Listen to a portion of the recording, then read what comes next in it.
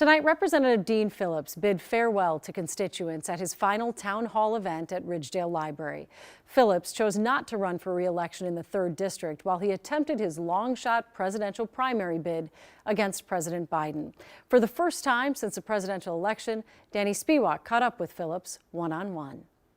Thanks for being here. Oh, Mike, I'm so honored to be here. When Representative Dean Phillips mounted a primary challenge last winter against the sitting president, With Joe Biden, he is not an electable candidate. some in the Democratic Party accused him of running selfishly to feed his own ego. I've said this 18,000 times. I'm only doing this to defeat Donald Trump. After campaigning aggressively in New Hampshire, Phillips' presidential campaign didn't gain much traction. A lot of my Democratic colleagues are still really pissed off at me.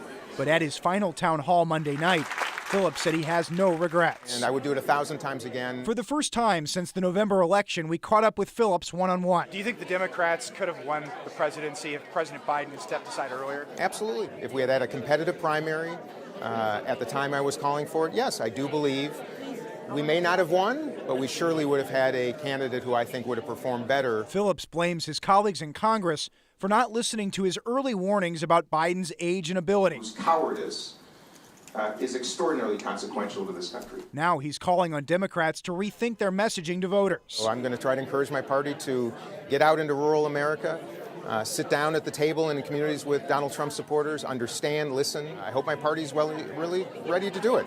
And if not, as I've said 1,000 times before, I will absolutely invest in competition for both parties.